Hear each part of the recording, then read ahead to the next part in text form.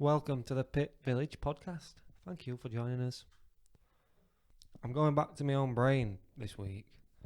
I've got a couple of things that I want to cover where I am at the moment. But this is for anybody out there who may be looking at their own identity and questioning themselves and questioning who they are, because we're at the end of Mental Health Week this week. It's Nature Week, so I've been out for plenty of walks and I've been trying to recover from my mental illness. And it's hard to speak about this without sounding like you're just sort of seeking attention, if you wish. And the only reason I really want to cover some of these topics today is for people out there who are young, who may be making the same mistakes, and hopefully it'll allow people to think about themselves in a new light. That's the aim of the podcast. But where I am at the moment with my business, where am I? Prospect 27. And my own identity at the moment, I'm going through an identity crisis. I must admit, I'm questioning myself. Right, I'm a website designer. I've got 70 websites that I manage for my customers.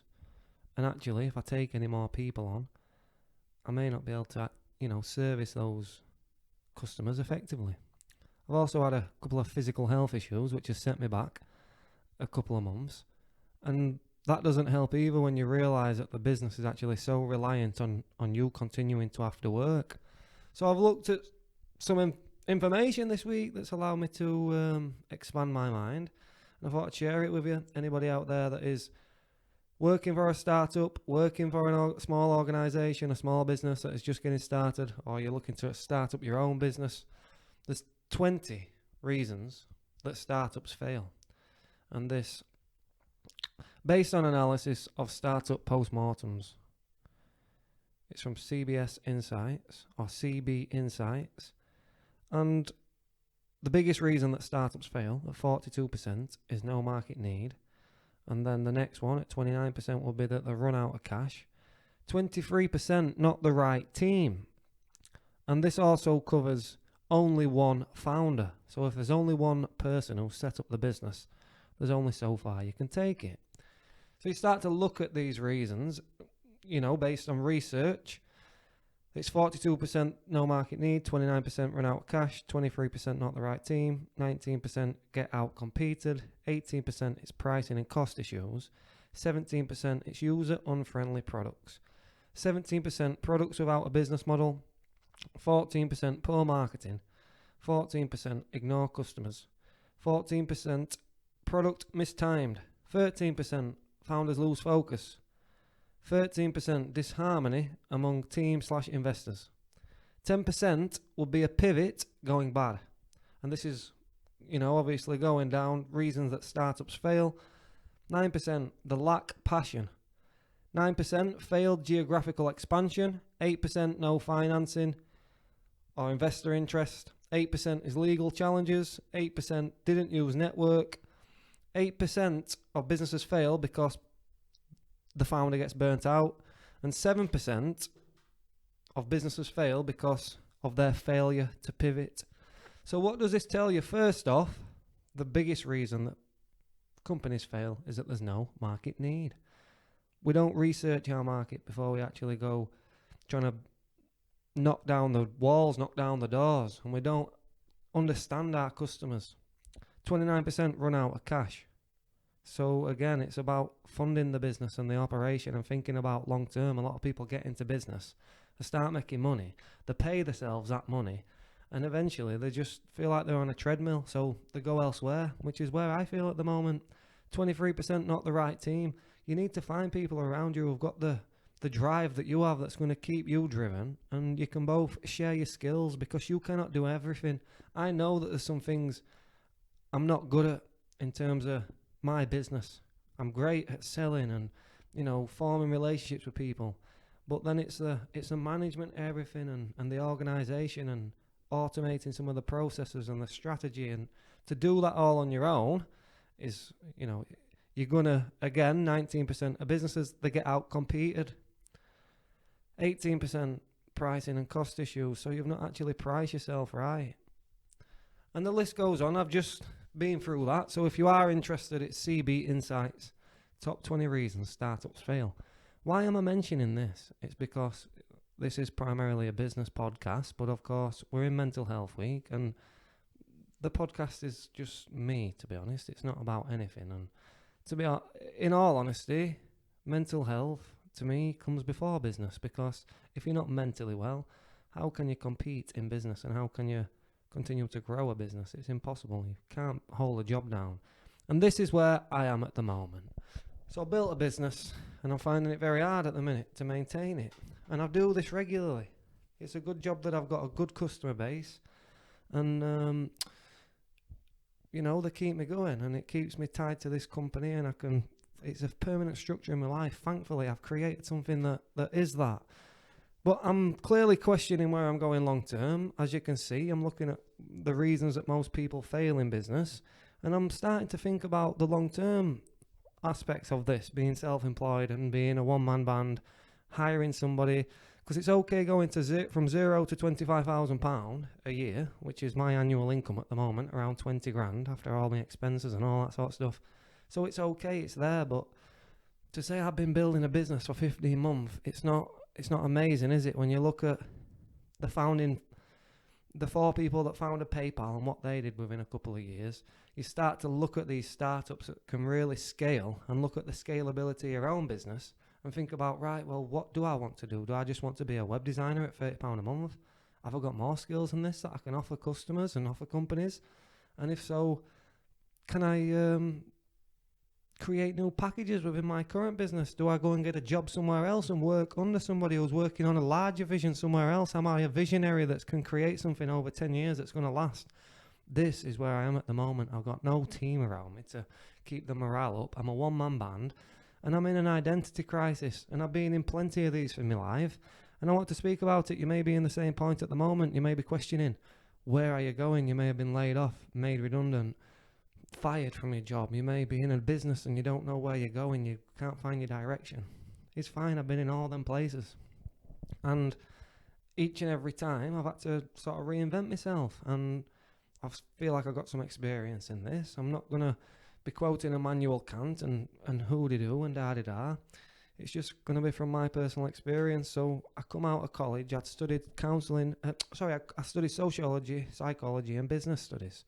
I'm in a little pit village, and my sort of parents have been working warehouse. My dad's a labourer on the roads, earns good money, but it just wasn't for me. I'd studied business, sociology. I'm thinking about Marxism and all this stuff. So anyway, I turned to the streets essentially and didn't get a job for 2 years, and just sort of selling little bits of tenner's worth of a draw and skunk just to get by. And I'm a young kid. I get pulled in. My uncles are selling drugs, and sort of do it under them, and eventually that become a part of life, and just become my lifestyle. Up until 20, I ended up getting a job then. I had very bad self-esteem, very, very bad self-esteem. I didn't think I'd ever get it. I was just stuck, basically. I've got skill. Clearly, I run a business at the moment. I've got somewhere. And I've had some really good jobs, which is what I want to talk about, because that forms your identity, particularly for a male. I was 20, I had zero self-esteem. I got a job, I found a girlfriend, my first girlfriend. I'm still actually with her, so, I'm blessed, some would say. But yeah, we've sort of stuck together, and that's been a little permanent structure in my life since then. So that's a new identity for me, And also, I got a job, and it was the first job that I got. It was an apprenticeship. It was £350 a month, and it was like, right, and I did everything for her. It sort of brought it out to me. I was doing the marketing, I was doing administration, I was getting on with people, I was lively, I was happy, and eventually that went sour. I left that job, but I was applying for apprenticeships then, and I ended up with an apprenticeship at the probation service. I actually got offered 2 jobs, one at the Merrion Centre in Leeds, doing marketing. This is at 21-year-old. Or I could have took a job at the probation service. So I took a job at the probation service because I was studying counselling at that time, and I thought I could make a difference because, again, the past with, the family sort of being drug dealers and all this sort of stuff, and drug addicts, essentially. My father died of a heroin overdose, so I felt like I could connect to these people. So I got a job at the probation service. That lasted 2 years. Eventually ended up leaving there I had some problems there, or an administration job. I'm a sales guy, me. I didn't know it at the time.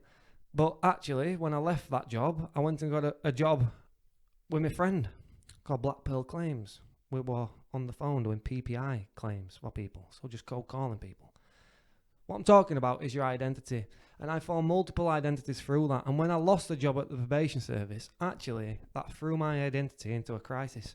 It then took me 3 months to get a job with a friend, and I formed a new identity as a salesman. And it gave me a new life, and, I sort of rose from the flames. And that may be the first time that I'd done that, where I'd really lost something that it was my identity. I worked at the probation service. I used to come home, I were in my suit, and it was me, and I'm not from the best of families, this sort of thing in that regard. Not that my parents or anything, but there's some drug addicts in the family basically, and it runs deep in the community. So I'm at the probation service. I'm trying to make a difference. This is how I feel. I mean, I'm a gambling addict on the side. I'm gambling all the time, gambling all my wage away, still living at home with my parents, not taking responsibility for myself. But it was a start. So I quit that job eventually. 2 years I was there though. So it was a firm identity. This was Carl. I was at the probation service. It was a long-term career. My manager said, look, there's no jobs that are permanent, obviously in this economy. But yeah, this is the most permanent job you're going to ever have. You've got a career here if you want it. And I screwed it up, I must admit. I screwed it up. I was young. I was good at the job, but, it just screwed it up, just not being organised and not being on the ball and not really thinking about things long term. But on the side, I was studying counselling, going to Doncaster College. Again, it was my identity. I was sort of building on these skills. I went and did a level 3 management and leadership course. So it put me in good stead to go for these jobs then. I was like, right, I've got a couple of level 3 qualifications. I've been at the probation service. But this is after 2 years, from 18 to 20, doing nothing. So my identity was like, oh, I'm a bum.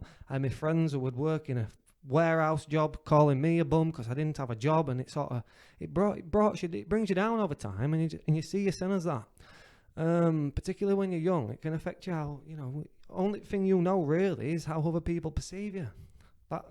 That's how we form as identity, on as role models at first, on as parents, right, what are you doing? And that's how we learn to sort of communicate with the world and cope with the world. And then of course it's the secondary socialization, when you're at school, when you're meeting other people, when you're going through your adolescence.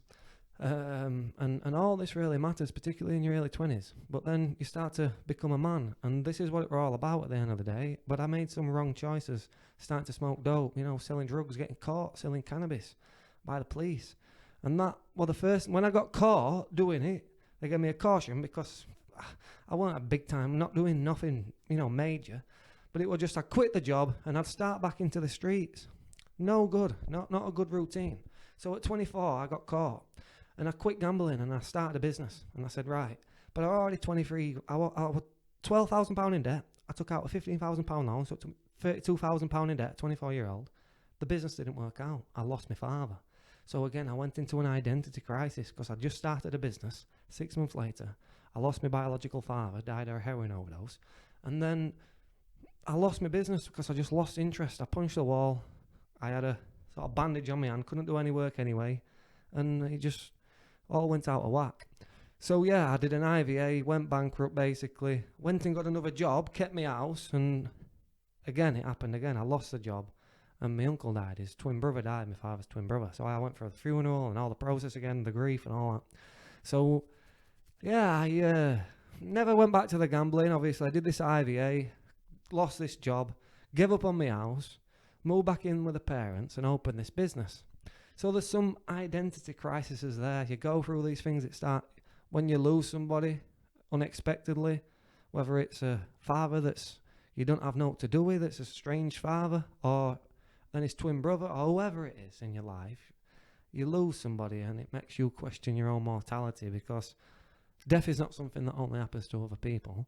You recognise that actually this is going to happen to me one day. So again, another identity crisis. And you constantly have to reform your identity in this world. If there's one thing that we're going to have to learn, it's that we're going to have to continually reforge ourselves and come back from the ashes as the phoenix. Because I did do that, and I have created a business, and then I've gone through another bit of turmoil this year with a girlfriend. I moved to Leeds, but actually I'm back in her house at the moment, and I'm back humbled, and fair enough, I pay for a house in Leeds, I've mentioned this before, and I'm not there. And you can see it's getting me down. I could kill somebody, but at the end of the day, 6 months will go. I'll have paid the rent on it, pay all the bills. I might go there, have a couple of weeks there, here and there, just to have a creative function and be on my own, and maybe start writing my book and do the things that I want to do. But I'm in another identity crisis, I must admit, and I think you may be as well in this world. It's not easy to form yourself and to, we've all got a personal brand online, and we've all got to be cautious of what we say, and we've all got to be sort of, I don't know, I think, what did Churchill say? It's about culture, isn't it? And let me get the quote up, because I was reading this the other day and it really, really resonated. One of the signs of a great society is the diligence with which it passes culture from one generation to the next. The culture is the embodiment of everything the people of that society hold dear.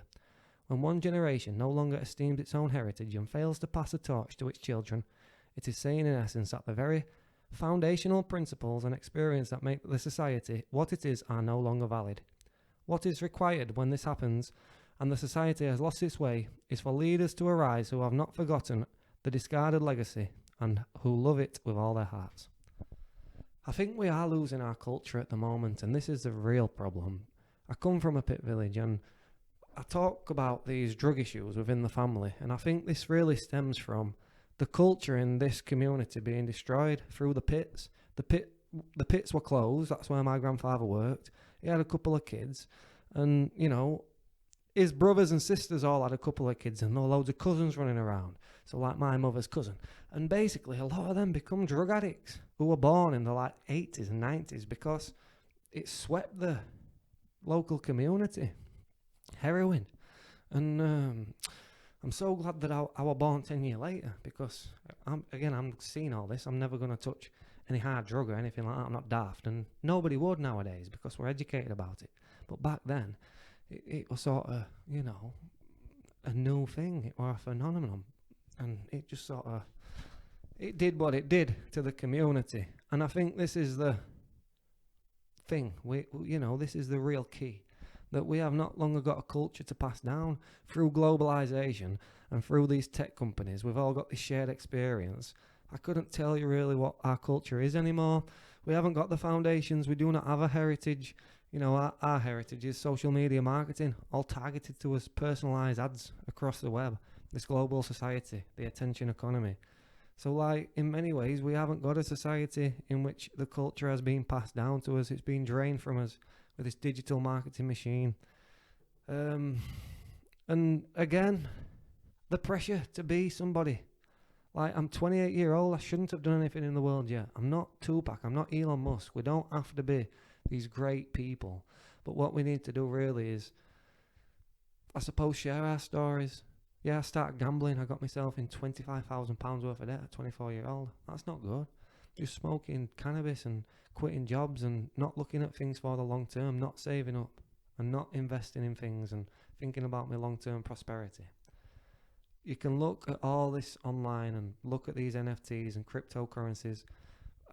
Me and a couple of friends first seen Bitcoin when it was £5, £10, £30. We've seen it's gone up to 1,000, it's gone down to 200, it's gone up to 20,000, it's gone back down to 2,000, it's gone up to 50,000. If you were diligent within that process, you'd have made money, but I wasn't. I was too busy on the immediate gratification and actually dealing with the struggles of daily life that I shouldn't have even been thinking about. And it all comes down to your identity, because at 18-year-old, I feel as though I was a little bit more free than I am now. Before I had the shackles of the society on me. Fair enough, I'd not had a job and I'd not done all these things. But actually, I was working on an online forum, and then I was working building an online community. It was called internetfreaks.org. And I was building this forum where people were posting about game reviews and actually building something online. It had 1,000 members. And if I'd have continued with that rather than going the conventional route and getting the job, who would have known where that would have led? But no, I had to feed into society's ideals and go and get a job and get an apprenticeship and go and get a house and get these things. And this is actually not who I was destined to be. And of course I wasn't. That's why I've quit the jobs and opened a business and opened a podcast and doing these things, because I want to work towards creativity. I want to work towards being actually a better version of me. And There's nothing wrong with that. But what is wrong is that actually that ideal inside you has been overridden by the social media marketers, Grant Cardones and Gary Vaynerchuk's, and these really successful people who basically want to sell you on coaching and courses and keep you engaged in their content so you buy their book or whatever it may be. But actually all you need to do is just set small goals for yourself, work on yourself, exercise every day, do yoga, practice the basics, look at the short-term goals, not always the long-term vision. Fair enough, be working towards something for the long term, but setting those short-term goals, those small wins. This constant need and pressure to be the best, and your Tony Robbins and all these people trying to sell you books of personal developments and reading new books and reading new this. There's already enough information out there. We overconsume far too much. We're not doing the work. We're not putting the work in and doing the basics. And I think really, for a male with your identity, it is very much connected to work and the service of others. Like, how are you serving other people? And you need to put yourself in a unique situation and build skills that only you have, so you cannot be replaced, so that you are servicing other people in unique ways, so you can be of service. Because if not, you're going to feel like a robot. You're going to feel like, well, anybody could do what I do. I just do this job. I just get paid to show up, and, you know, I'm a cashier. I do this, I do that. If you're not working on anything else outside of that and setting yourself goals, and you don't have to be a mastermind and create your own business, because trust me, it's not as easy as people make out running a successful company and building something that maybe you could sell one day. That is very hard. I'm about 20 years away from that, and I'm already questioning myself and stressed out and going through issues and all that sort of stuff. It does develop you, and you develop your business acumen. And actually, being in business, that is the biggest thing, that you're in business, that you're surviving, that you're going through that process and you're going through that stress. Because at the end of the day, that's what it takes to learn how to navigate through the chaos and through, you know, forging your own identity within that. Saying, look, this is who I am, this is what I do, this is a product, this is a service, this is what I want, this is how much money you're going to give me. If you don't want to give it me, so what? Let's go. I'll go to the next person and disqualify those customers. Right, see you later, you don't want to work with me. Fair enough, I'll go find somebody else. And then you can be of service. And I get a phone call off a customer yesterday, and he's asking me about the business. We've not smoked for a while. He's invited me to his house to look through his business, because I'm telling him, look, I want to go limited, I want to grow the business. But I'm not doing it in a way that I'm sort of comparing myself to Grant Cardone and Gary Vaynerchuk and these self-help gurus. They are the outliers. These people on social media that are marketing to you, they're outliers. And actually, the more people use social media, the more isolated and lonely that they feel. The more you use social media, the more isolated and depressed and lonely that you actually feel. Because we're overstimulated and we're searching for immediate gratification rather than actually working on things that are going to benefit us for the long term, the delayed gratification.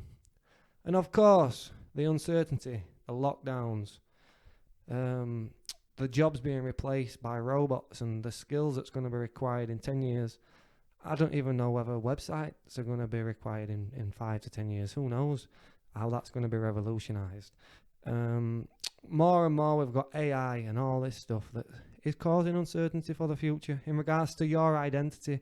You cannot say, right, the job that I do today is going to be secure for 30 years and this is who I am, which is what they actually had when they had the pit village. That's what they had. They had a job for life in the pit, and the community were actually built around that. So that was their identity. And they went to the club with their friends, and they didn't have phones, they didn't have social media. They'd see people at work, at the club, and they'd go home. If the kids were outside and they were playing and they needed to come in and have the food, they'd shout. That doesn't happen anymore. So we're in a very complicated world at the moment. Look at cryptos, everything's going global. We're going to be looking at the virtual reality worlds where maybe you get a cryptocurrency token within their world to use on an avatar in, the game. And this is who you're going to be in sort of virtual worlds and all this. This is how we're forging our identities. So when we were taught in school about, it's personal brand, watch what you talk about on Facebook and social media and da-da-da, that is becoming more and more prevalent nowadays. Actually, we're building a virtual world and we're building the internet to, not serve us, but to serve these giant tech giants who can monopolize our minds, basically, and our perception in life, our perception about what's going on in the world, and whether we should stay in this house and be locked down and wear masks and do this and take a jab, and whether we can work, whether we should get money or not, and whether we're essential, how much money we should get off the government. These are all very complicated things, but we're actually heading to a socialist, communist type country, in the fact that the government is in control of these companies, and they're looking at nationalising some of these companies and doing these sort of strange things. And maybe I'm just talking at the moment, sort of out of my arse, but at the end of the day, there's something there, there's some substance. Forging your own identity is hard. You're going to fail. You're not in a permanent job at the moment. Nothing is permanent. Your life is not permanent. So we can't take ourselves too seriously.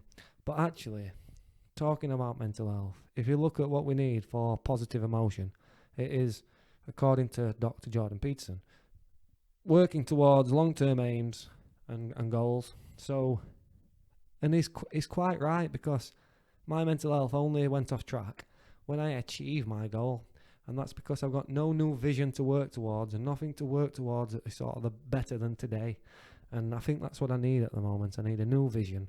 And I'm really in an identity crisis, because I'm questioning what I'm doing at the moment and if this is going to be sustainable long term, and how much I can really grow this.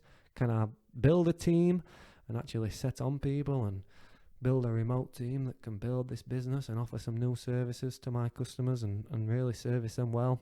And how can I keep myself well, personally, physically, mentally, spiritually? How can I find the balance between overworking for months on end and then breaking down and having to take like 5 weeks off because there's some physical health issue there that I'm not addressing? You know, your spine's out of whack because you've been sat at a desk bent over for 14 hours a day just working on a laptop. It's no good for you. And what we actually need is sunlight and going for walks. It's Mental Health Week and the theme is nature. Look up any statistic online. Social media use and depression. The more you use social media, the more depressed you are. Look up any study online in regards to being out in the sun, going on walks, being in nature, and how that affects your happiness and how you will be more happier just by doing that. So sometimes it's the simple things in life that we need. But actually, forming an identity in today's society is very hard.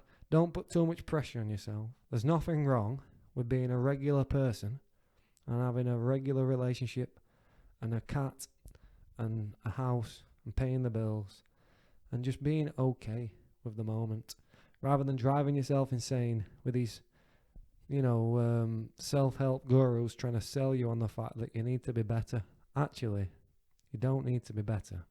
You just need to be in a good routine and have good habits and be working towards something long term. But of course, the choice on what you work on is a very big choice, and make sure that is the right choice. There's always an opportunity cost. If I continue to work on my company as I am at the moment, what am I losing out on by not taking a step back and maybe pivoting and going in a new direction and building something else, building something new? So thanks a lot for your time. All the best. Good luck in forging your identity and reforming that identity when it comes into question, whether that is losing a job or having to stop gambling or smoking cannabis, or drinking or smoking or anything that you've been doing for a long term. It's very hard to stop and form a new identity after that, sort of based on new values and principles, I guess. So good luck in doing that, and it is possible for anybody to choose who they wish to be and work towards being that. But don't beat yourself up if you can't sort of overcome your will, because at the end of the day, we are who we are, and the only thing we can do is the best that we can do, isn't it? At the end of the day, just shouting out a couple of podcasts that I've listened to recently that instead of this, you should actually be listening to. So it's an all-in podcast for anybody, or the startup podcast, This Week in Startups. and the All In podcasts. So those are two different business podcasts that everybody should be listening to.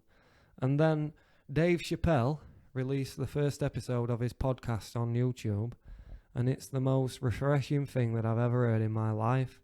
It's the most inspiring thing I've ever heard in my life. It's so well produced.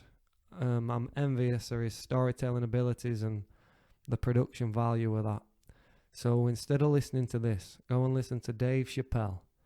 The first episode is on inspiration, so it's very much touches on what we've been speaking about today, in how you can, I suppose, form your own identity and work towards whatever you want.